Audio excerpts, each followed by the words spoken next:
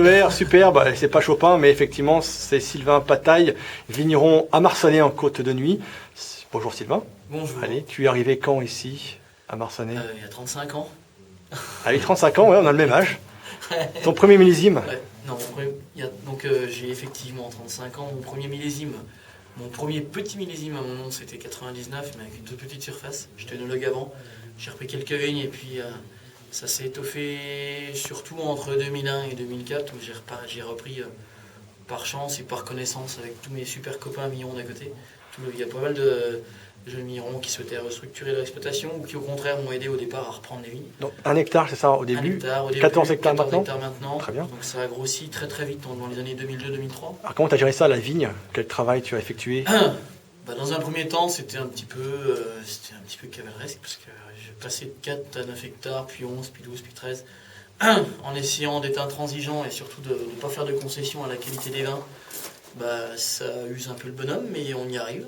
Avec beaucoup d'acharnement, on y arrive. Et beaucoup de récompenses? Ouais. Et maintenant, une équipe qui s'est structurée avec l'arrivée de mon frère, avec des salariés, enfin pas des salariés, mais plutôt des adjoints qui sont très compétents, enfin qui comprennent comment on évolue, qui comprennent les essais de biodynamie qu'on a menés depuis 2008, qui comprennent la conversion à la bio en 2008 avec Certif. Donc tu es en bio, en culture biologique certifié depuis 2008. Et là tu passes en biodynamie, c'est ça? Ouais. Après 2 ans d'essai.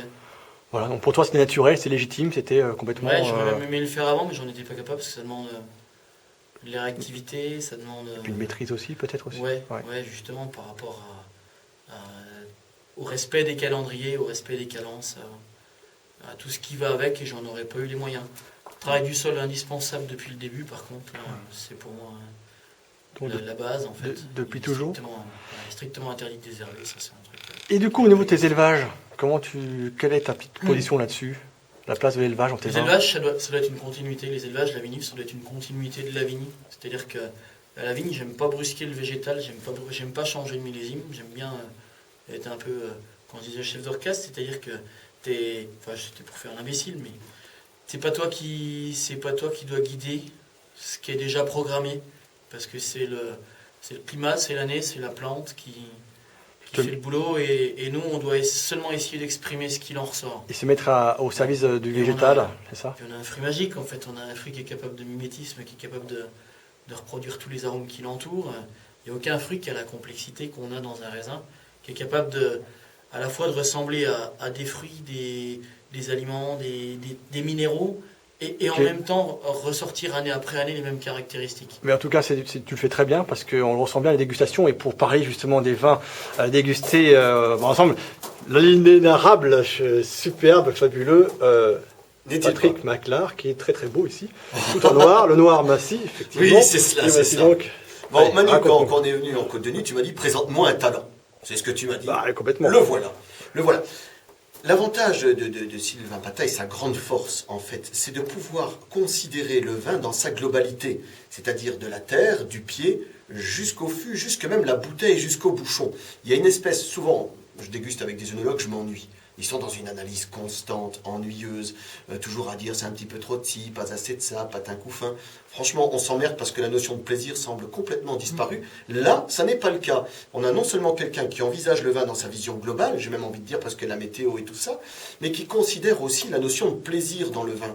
On parlait tout à l'heure des goûts des vins, j'ai dit le Clos du Roi me plaît beaucoup parce que justement il y a cette espèce de joie dans ce vin, et il me suit, donc il a conscience que bon, les vins de terroir, les vins puissants, on leur place, mais il faut aussi une notion de plaisir. Donc moi forcément, je suis bien ici, tu t'en doutes bien, et avec Sylvain, qui est de bonne conversation. Un plaisir, et c'est vrai que finalement il y a beaucoup de talent en Bourgogne, ça c'est clair. Hein. Oui, et surtout, il y a ces jeunes loups là qui ont la trentaine, là, qui montent les dents, qui ont vraiment très envie, qui sont pleins de courage, d'envie, d'idées, d'imagination.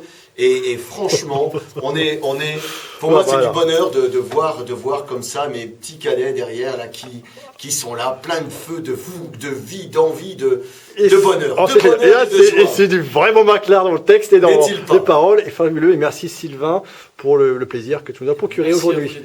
Merci. Et surtout à bientôt au printemps avec les bottes. Avec plaisir, tu sais bien. Merci. Ciao Sylvain.